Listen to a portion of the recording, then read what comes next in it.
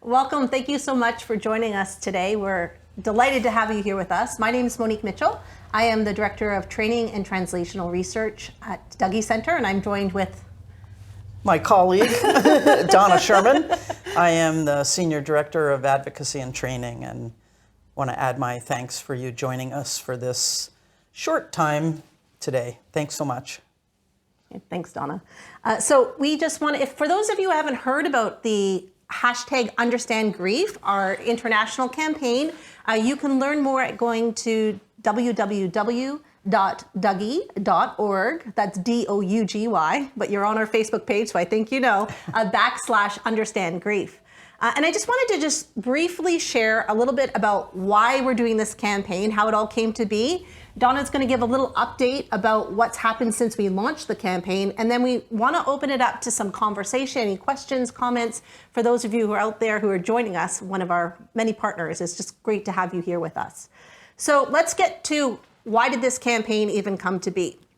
So about a year ago, in 2021, Donna and I published a paper, a position paper called Becoming Grief Informed, A Call to Action.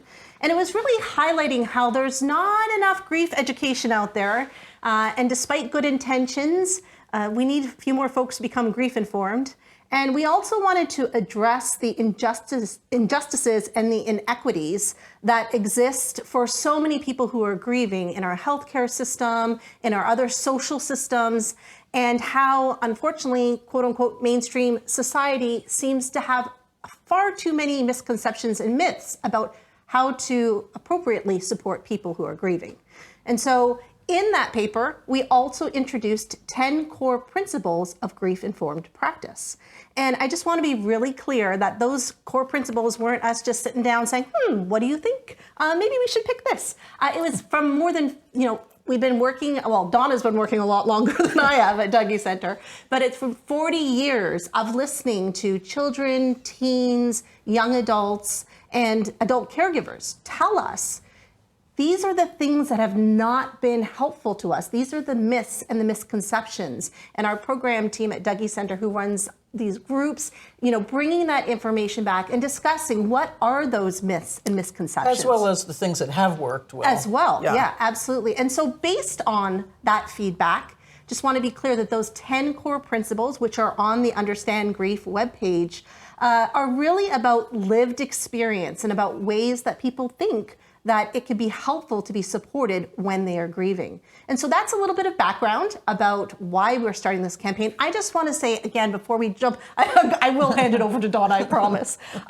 Before we go into that, I just want to say thank you so much to all of our partners who have joined this with us. We're not an island unto ourselves. It really does take a large community to get the word out there. And for those of you who are joining us today who are new, please read more about it. And for those of you who've partnered, thank you so much. So I'm going to hand it on over to Donna. Well, I think one of the reasons why we felt it was so important, in addition to all of the emphasis on grief during the last number of years during the pandemic, you can barely read a story or the newspaper without having grief in the title, because we're all grieving a lot of the losses that we've experienced during this period of time. And grief has been misunderstood and people have been misunderstood. And we just felt it was really important to try to get a message out about really understanding grief. Mm-hmm. And it was in March of 2022 that the American Psychiatric Association's diagnostic statistical manual of mental disorders added a new pathology, a new mental disorder called prolonged grief disorder. And it is disturbing in many ways, pathologizing people for grieving, and just grieving too long, mm-hmm. taking too long. And there's actually trials happening right now to test a drug that is used for addiction, because there's a theory among some of the proponents of prolonged grief disorder that people become addicted to grief.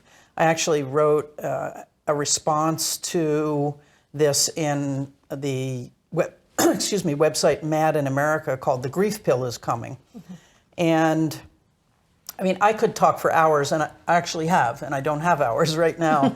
But another kind of concerning issue is there's a groundswell of movement around something called dysfunctional pandemic grief. And I'm actually going to be doing a webinar about the problems with dysfunctional pandemic grief, and not the least of which is pathologizing people and, lists of symptoms for this supposed disorder versus it's actually the pandemic that is the odd thing. It's not people's responses to it, especially when we know how many ways anybody who had someone die during the pandemic, whether it was from COVID-19 or other causes, were unable to have the kind of services they would want to have. I'm actually one of those people. My mother died in November of 2020, and my brother died 6 months later of COVID.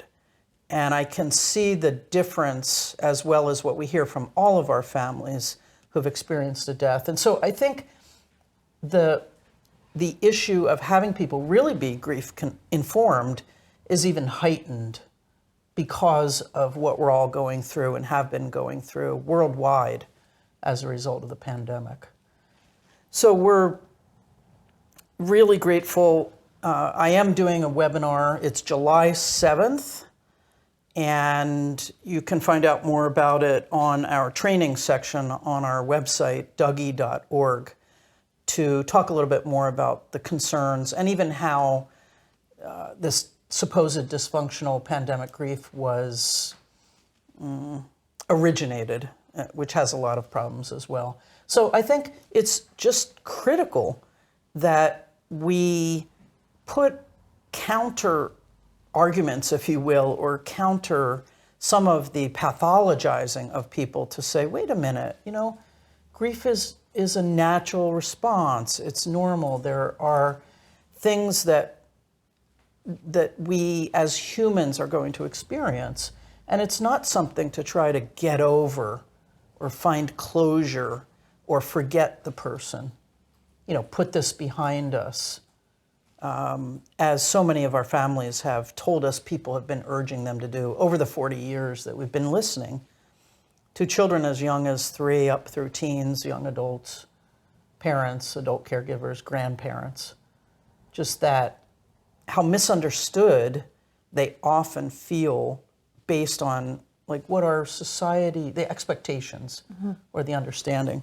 And I think some of it too, don't you, Monique, is that people don't know what to say to someone. They want to be helpful. They don't want to cause more problems. And I frequently say, just say, I don't really know what to say, but I'm thinking of you. Yeah, it's that authenticity of just, but it is, sometimes you prefer not to say anything at all because you're like, I'm not sure if I say this, and I think that's also where the call to action comes in, right? So these core principles allow us to kind of reflect on, oh, okay, so here's something that I can ground myself in and feel a little bit more confident when I am supporting somebody who is grieving, that I can be listening and I can just be supportive in that way, and I don't have to have all the answers. And something to come back to what you were saying, Donna, is, when we're sharing this with folks and we're saying it's 40 years at Dougie Center, but this is beyond Portland, Oregon. And I just want to be really clear for where our home base is in Oregon, is that, Donna has traveled all over the world and worked with people in so many different countries. And it's the same stories we're hearing. It's the same stories that we've heard. I work a lot with youth in the foster care system. I hear those stories, whether I'm in South Carolina, if I'm in Oregon, if I've been in Honduras. It's this feeling of we're not getting the support that we need, and these are the same myths and misconceptions regardless of where you go, regardless of your age, right? And so it's not limited to this particular group, which is why we are so grateful and an invitation for people to join us on this campaign, because it doesn't, it takes, they say it takes a village, but it takes like a large community, right? And this isn't just a Dougie Center thing. We really feel like this is a national, international awareness campaign. This isn't a fundraising campaign. This isn't something to help raise money. This is really to help raise awareness and consciousness about what are we've heard so much from our partners. And again, thank you so much for reaching out to us and letting us know how this resource has been helpful to you in your efforts. We have so many different bereavement organizations, child bereavement organizations out there who've said, this is what we believe in.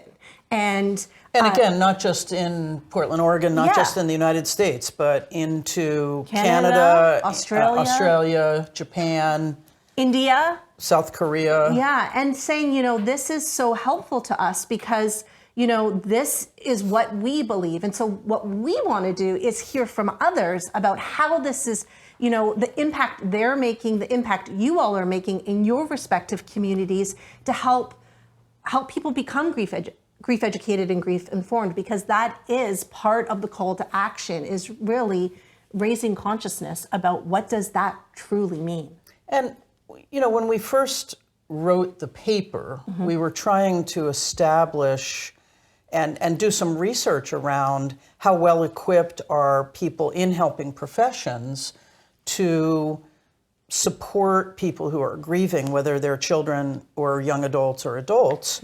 And not surprising to us because of the kinds of stories that we've heard over the years, but a little bit surprising that the majority of master's degree programs in helping professions, whether it's psychology, counseling, social work, as well as medical professionals, psychiatrists, and other medical professionals, really have very little training in grief and loss. Oh. Yeah. So we're going to pause 1 second. I've just been informed we have a tech problem.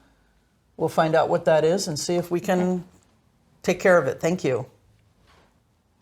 But wait, there's more.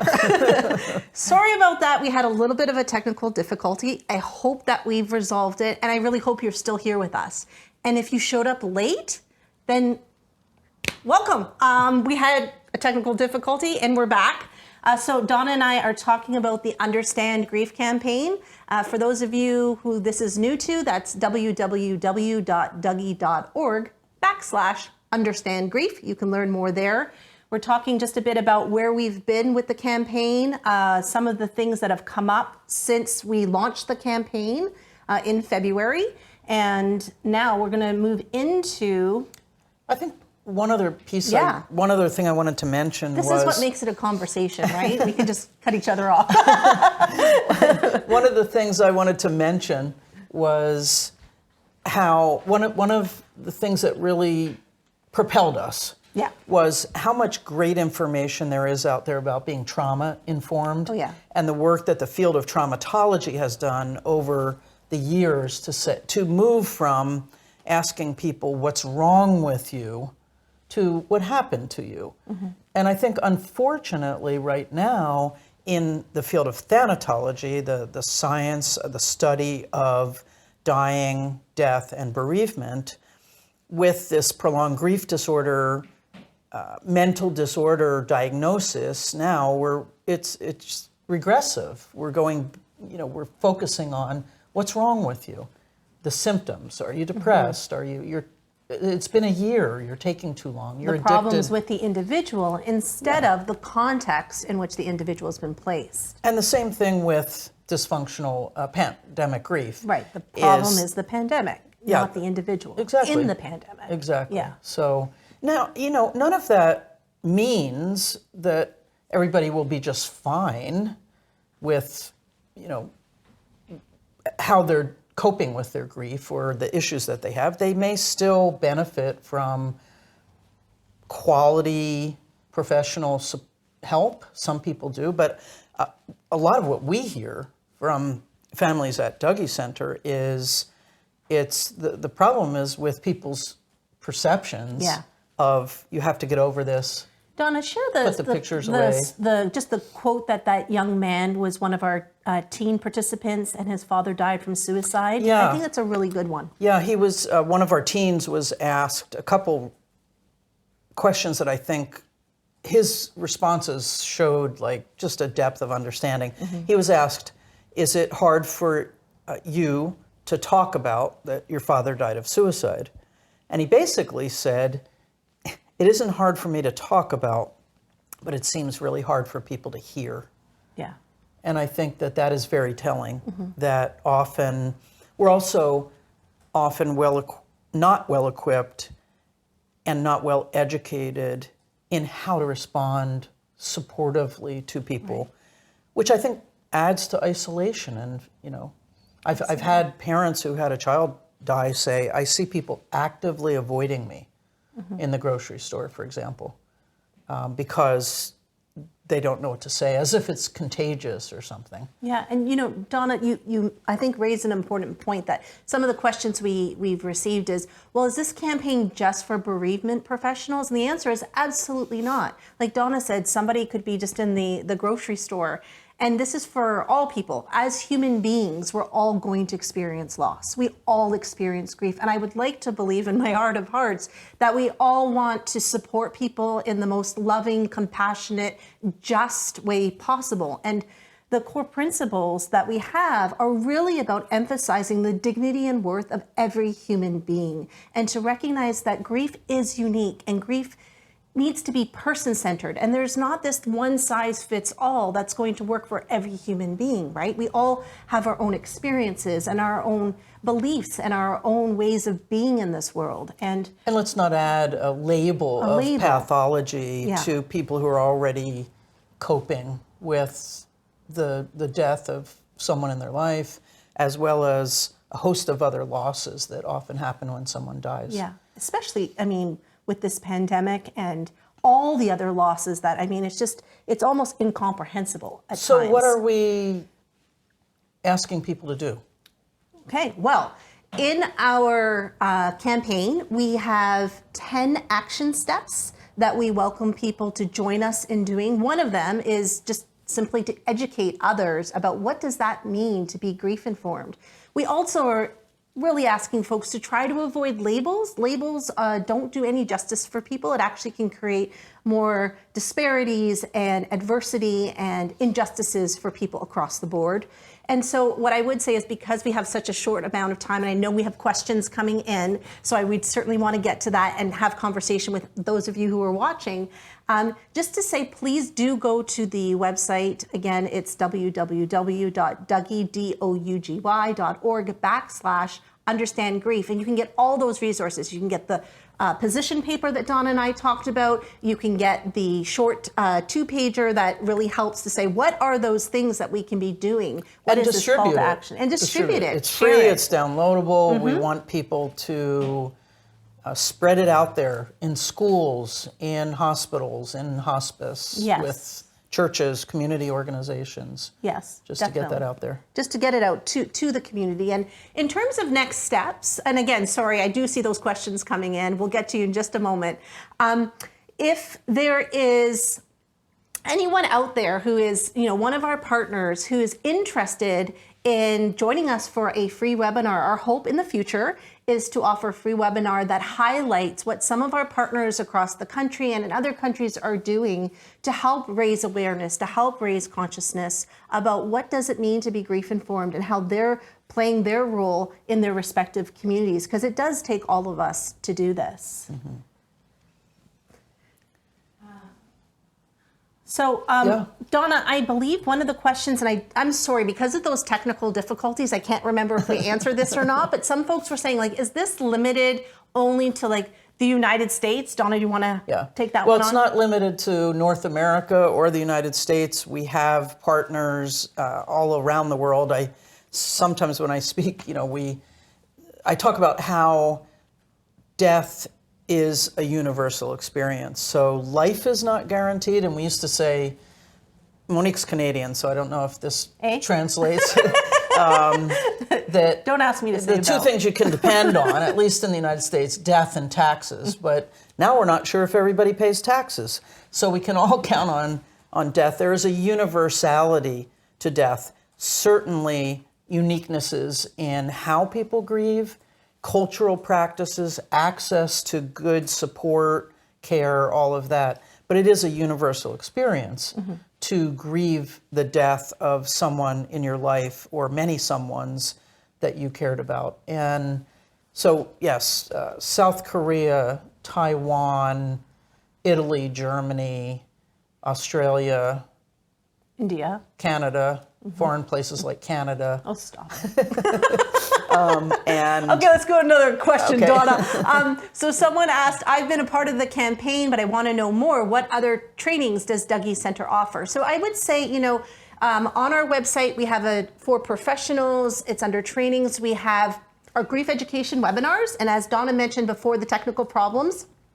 Our next one is on dysfunctional pandemic grief. Donna is going to be offering that one. I'd encourage any of you who are interested in that topic to please join us. That's happening on July 7th at 10:30 a.m. Pacific time, and they're an hour and a half long in case folks are wondering. And then we have other trainings that we have customized trainings. I don't want to spend all the time. I hope you don't mind, but I'm just going to direct you to where it is on the website. And if you have any questions, specific questions, you can just reach us at training@dougie.org, and I'd be more than happy, or one of the team members would be happy to follow up with you directly. another question, how do we learn more about the 10 principles? And go on to our website. Where the position, so it's dougie.org/understand grief. The 10 core principles are posted there. There is also the position paper that is the longer, more, if you want a little bit more of a heavy duty read, there's the additional piece that Don and I were talking about that has some of that theoretical and educational background about why these principles are so important in society. Donna, I think there's another one up there. Yeah, another question, can you speak more about how the field of traumatology compares to thanatology? So actually, both of those fields, trauma, the study of trauma, and the study of death, Thanatos was the Greek god of death. So that's where the word thanatology, the study of death, came from. And there's certainly overlap.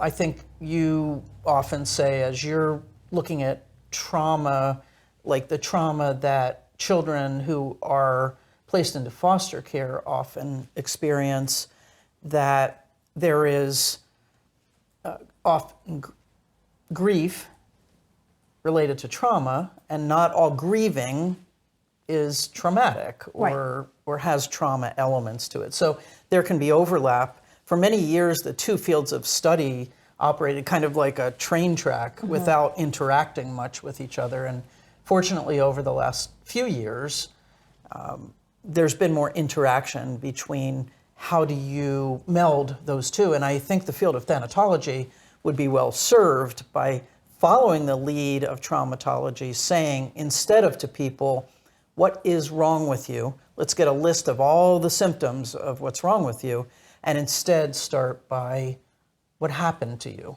What's the social, cultural context in which you are grieving? Or what didn't happen that you wish would have happened, Yeah, right? Yeah, exactly. Yeah, and I'm mindful of time, Donna. I just want to reiterate for folks, so if you have questions for us, please reach out. For those of you who haven't partnered with us, we still love to have you partner. And if you're interested, I don't know if we got cut out at that time. We are going to be doing a free webinar, and we're going to be inviting folks out there who are putting this out into the world to please join us. So you can contact us if you're one of them and you're interested, to reach us at training@dougie.org. I'm going to go to one last question here, because I'm watching your watch. I think you're okay. Okay. I think we have another minute or two. Okay. If there is one thing to take away from the Understand Grief campaign, what is the key message? That people will be better served when they are grieving by people understanding aspects of grief, that it's normal, it's natural, it doesn't have a specific time frame. There's no right or wrong feelings. There's no formula. It isn't stages. There's no checklist. Yeah. And because a lot of people are like, I'm experiencing this, and this. Am I okay? Am I normal? Yeah. And to be then told, no, you're not okay. You're not normal. Right. Let me fix you. Yeah. Would be really Sorry, we're being concerning. facetious. If you just came in, please know that's not what we do. But yeah, absolutely. Well, and thanks from our friends at Brighter Days Family Grief Center who said, good to see you both. It certainly seems the campaign is even more important now that there's so much attention placed on prolonged grief disorder. Absolutely. Thank you so much for that comment. And we certainly feel that it's even more important to say grief is not a pathology. Right. Grieving is not a mental disorder. Grief is normal and it's natural. So thank you again. We hope that if you haven't joined us in the campaign, you will get in touch with us and there's more to come. There's so much more to come. And help spread this message about really helping people understand grief. So at Understand Grief, is that the hashtag? Don is still catching up with some of that social media. Hashtag Understand Grief. Thank you all so much for joining us. Look forward to future conversations and have a great rest of the day, evening, wherever you may be. Take good care. Thank you.